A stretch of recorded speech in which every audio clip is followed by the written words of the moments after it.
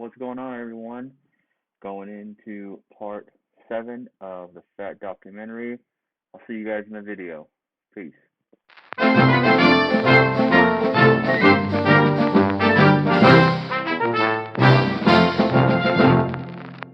What's going on, everyone? Welcome back to the channel. Today is April 3rd. Happy birthday to my son, Jackson Brandon Simons. And let's get back into the Fat documentary. You're probably wondering about my get up. Just getting ready for the apocalypse. No, I'm kidding. But everybody should be getting prepared because things are only getting worse. Everybody should be practicing social distancing. Everybody should be cleaning, washing their hands. And a big thing, if you guys are wearing masks or gloves or anything like that, when you get home, if they're disposable, throw them away. If you plan on wearing them again, disinfect them. Don't just put them away and think, oh, I'm going to put it back on, and don't think that you're safe. I mean, we don't have 100% certainty, if this thing is airborne, they're saying now, and, people can go up to 14 days without even showing any symptoms. And some people don't show any symptoms at all. Just a little PSA right there, just try to stay safe out there, y'all. So today is April 3rd, going into day 54. Yeah, 50 was March 30th, then 51, 52, 53. Yeah, let's go with that. I'm still on the diet. I'm still feeling great. I'm going to try to keep up with the number because I keep messing this up. Oh, actually, no. Day 54. Oh, I just saw on my computer right there. Okay, and let's get back into the documentary. Well, some of the stuff we're looking at is leaning towards red meat might be bad for your heart. The commission would say, well, what do you think? Doctors took issue with that at the hearing, saying that 8 studies involving 5,000 patients failed to show hard medical evidence that diet has anything to do with heart attacks. I have pleaded in my report and will plead again orally here for more research on the problem before we make announcements to the American public. Yes. Data. Always. Always. That proves what you're saying. Maybe like Dave Feldman did. My story is a bit interesting.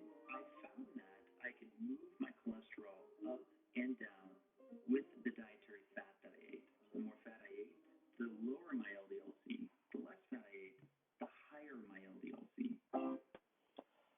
The more fat he ate, the less LDL-C he had. The less fat he ate, the more he had. So he was actually able to control his cholesterol levels through how much fat he was actually consuming. Food for thought. No pun intended. On a 3-day diet of over 5,000 calories and 450 grams of fat, he lowered every marker of cholesterol. I eventually got a number of other people to replicate this. The success rate is somewhere around 85% of those people. 85%. High-fat diet, fatty cheeses, fatty meats, fatty nuts. And in doing so, even though their calories decreased substantially, even though their saturated fat just jumped through the roof, their LDL-C and their total cholesterol plummeted. It's very unintuitive, but sure enough, the more fat they would eat, the lower their LDL-C. Dave Feldman was not a doctor at all. This guy took all of the science that was available and figured it out. Yet members of a publicly funded committee took 10 years to find nothing. 10 years. They were pressured to change 10 years. science to back it up. They ran around in circles for a while and came out with the same report, but this time they said, oh, you can have some meat and some salt. I would only argue that senators don't have the luxury that a research scientist has of waiting until every last shred of evidence is out. So there you have it, the national advice that everything you see today is based on. That report was then taken over to become official government policy. So it went over to the U.S. Department of Agriculture, and by 1980, it produced the policy, which was the dietary guidelines for all Americans. I think it's audacious that the government, based on very weak evidence, should tell Americans what to eat. A healthy population at the time. How do you tell some guy from the Midwest? Healthy population. 1980 all was established, and if you look at the rates from there, obesity has gone up. It wasn't like it is today where we refrigerate and ship fruits and vegetables around the world. You're telling people from different parts of the United States what to do, how to do it, and everyone's just throwing their hands up going, I'm going to do the best I can. Yep, that's what we do. Just figure it out. Figure it out. Good luck. Solving this problem? Yes. Do I think they meant to do it? Absolutely not. I think McGovern's heart was in the right place. Yeah. They just went the wrong way about it. But we went on that experiment, and the government put us on that experiment. They didn't ask us about it. They didn't ask our advice. They just told us how to eat, and they told the food industry. Asked the food industry to produce low-fat food products. The industry slowly Reduce, extra lean, free, fat-free, low-free, Diet Coke, Little Coke, all that. low cholesterol, no cholesterol, lowers cholesterol.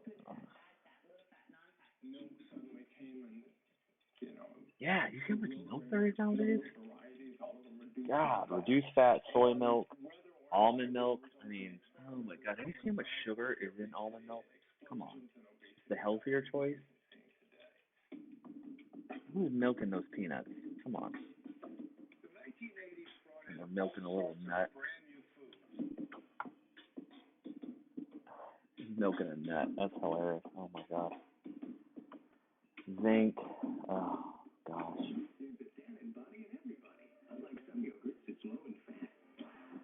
Oh. If you didn't eat fat, you couldn't get fat.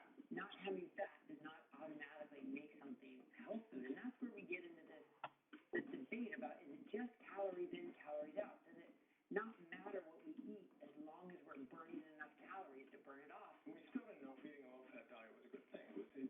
Some of the smartest scientists, the president of the National Academy of Sciences in the late 1970s called this a huge experiment in which the American public were the subjects. We were all the subjects. Awesome. Well, now it worked out. Obesity's up. Fatty kids. Type 1, type 2 diabetes runs rampant. Going good. Great experiment. One reason is that we have been given a lot of misinformation, usually by those looking to make a profit. Oh, yeah. Today there are still many unusual ideas. Organic, health food, natural.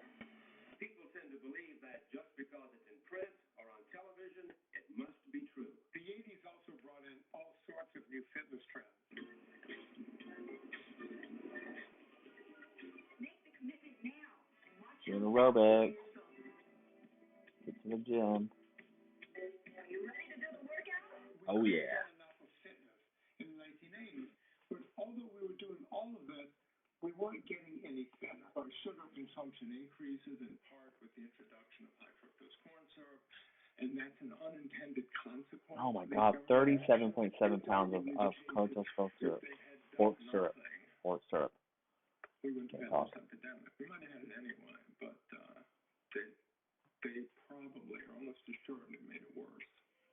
For 25 years, we've been pushing the low-fat dogma. They said, eat less fat. First, they said, eat less total fat, and you'll have less heart disease, less cancer, and you'll weigh less. That's not exactly true. This started because there's incontrovertible evidence that saturated fat is bad, and that is well established in long-term. That's how talks always happen. Build up in a community, institutions, organizations. Everybody collects to them. People trying to share their own opinion, their own idea, and as soon as it doesn't fit someone else's, they want to cut you off. Nope, you're wrong. I know nothing about you other than that you think like I do, so I respect the way you think. And institutions do this. And then somebody else comes along from the outside and says, oh, you guys all got it wrong. Look, here's the evidence. All these obese, diabetic people are neck deep in obesity and diabetes. We got to change everything. It's hard to accept. It's hard to back out of. There's no way to back out of it that doesn't destroy your credibility. In this country, Can't be wrong. we have freedom of choice to say what we want to say. We have freedom of choice to print what we want to print. We have freedom of choice to think what we want to think. But we do not. We'll probably need to curb your appetite. Sugar might be. I guess profit in politics and power. The MDs and nutritionists and all people need to work together for the total benefit of this country's health. So in 1998,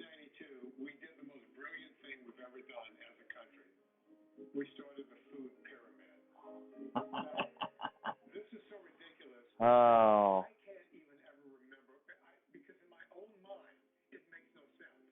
I always have to read it off of a piece of paper. The pyramid at the base, the biggest part was bread, cereal, and rice. 6 to 11 servings, not per week. Hang on, folks. Per day. If you per look day. at the max of vegetables, that's 5 vegetables a day, 5 servings. And fruit, if you went to the max, that's 4. That's 20 servings of carbohydrates every day. And then when you get into milk and dairy, milk has carbohydrates, there's lactose in milk. That's like drinking sugar. And on meat, the most you can have in any given day is 3 servings. Now it gets even worse because we start wondering this. What's a serving? What's a serving of meat? Yeah. They didn't tell you how many ounces. Well, I can tell you it was 2 to 3 ounces per serving, but who knew that? You gotta eat the right stuff. Comes with a little meat, a little dairy. You gotta have a bunch of fruit. You have Timon and Pumbaa telling Oh, people to I remember this. I remember this. Cereal, rice, food. and eat a whole lot. And if you thought that was ridiculous, the servings that they did give us with the food pyramid did not match what the government told us that servings should be on the packages of food. Those servings, which were also mandated by the government, were completely different from the servings that we heard about when it came to what was on the pyramid. The new food label represents nothing less David A. than a Kessler, major MD. victory for the consumer and for the public health. When you're given a percentage and you see that this is 50% or this is 10% of your expected daily total, then you know very quickly that this food This is like my 5th or 6th time watching this and just going over like what a, let me pause real fast, just figure out what a percentage is, what a serving is. The food pyramid irritates me the most because I was born in '88, so I was in one of like the peaks. I remember seeing the food pyramid everywhere, especially growing up as like an overweight child. Like I saw it everywhere, and I, God bless my parents because they thought they were doing the right thing. They fed me the way it said I was supposed to be fed. I'd go outside and play, but it didn't add up. Like it never added up, and the only thing that I think it finally came to was, oh man, no, even when I played football, still big. When I got to my second high school, I ended up playing, Dance Dance Revolution, that dancing game, and I started to get really good at it. And I mean, that's just massive amounts of cardio. And then uh, somebody, I don't know who it was, finally showed me like the labels. I mean, pretty much someone showed me. I think it might have been a nutrition class or a cooking class actually, and the teacher showed me how bad, uh, you know, soft drinks were, and I just stopped immediately. I literally stopped drinking soda and started, playing this video game all the time, and I dropped like 80 pounds in like a month because all I was drinking water and just doing massive amounts of cardio, and but then again, I went through high school perfectly fine, and then I got into, like I said before in one of my previous videos, I got into like my 20s and stuff, and then started going out and drinking, and just so everyone knows, all beer is made from wheat, so it's just totally carbs and sugar. Just so you all know, really the only way to drink drink responsibly is to just drink like straight up, maybe just straight up vodka. Maybe that's where the Russians really got it right. But actually no, that's even made of potatoes. Holy crap! I just thought about that. I wonder if anybody thinks about that. There's no real good reason to drink a lot, but I mean, like, everyone gets it at the social gathering or whatever it is. But I mean, like, even when you drink, I mean, like, you got to take that as it is because it is what it is. But like I was saying, just listening to this just always blows my mind that for so long, and I can't even remember when the food pyramid just magically went away. Does anybody remember that? Like when like everybody was just like, "Oh, I don't think they ever came out and said we were wrong," because they probably never will.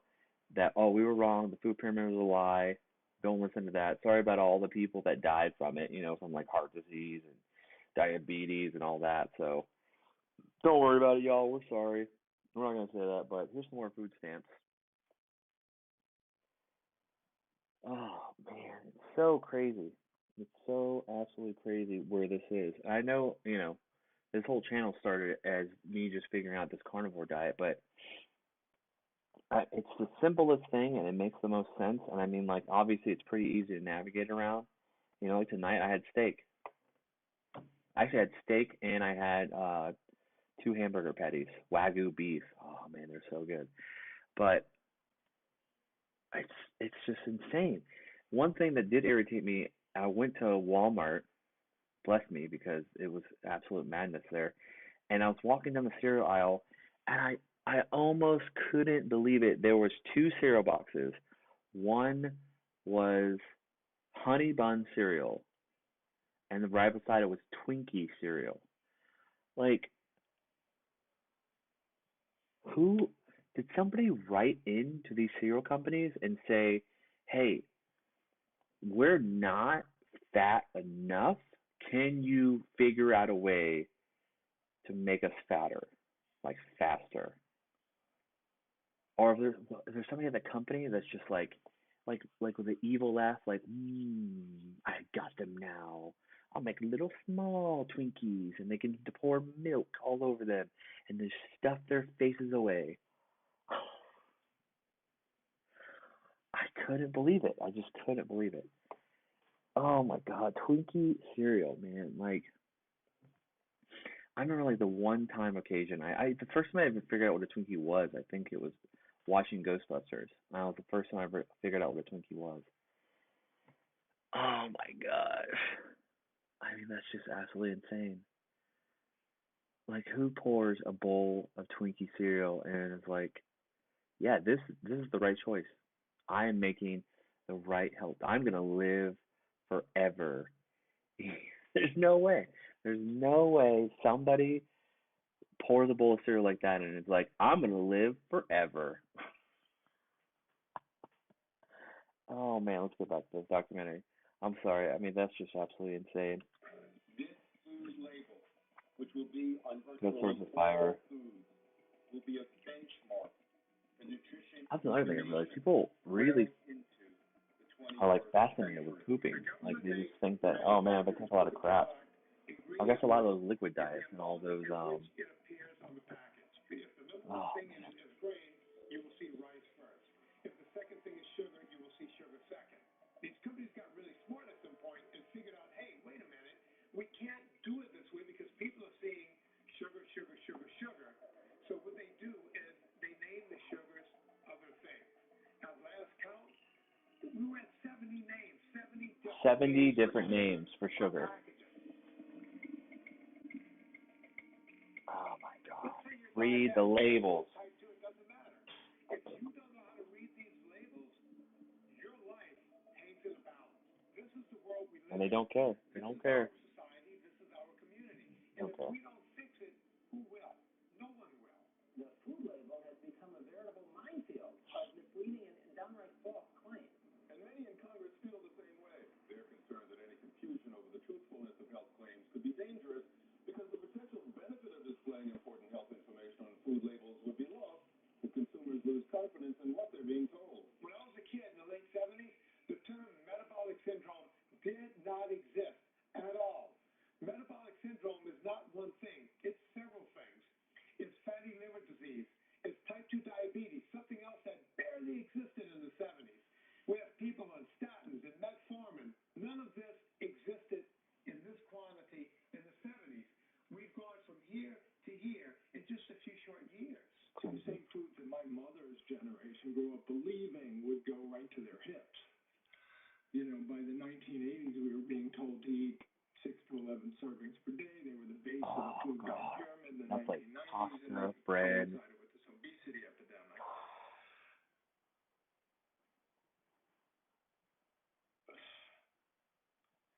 I mean, we could have screwed up the science of obesity more if we had tried. We don't know what to do. Nutrition experts, the establishment, the orthodoxy, just doesn't know what to do. So they continue raising money for the American Heart Association, the American Diabetes Association, but they don't have any new ideas. They keep saying, just keep applying the advice that we've given you, and somehow it'll turn out different this time. One of the things that I always say is, why not just be open to new ideas? Like, here's some other ideas coming along. Let's just consider them. Don't we have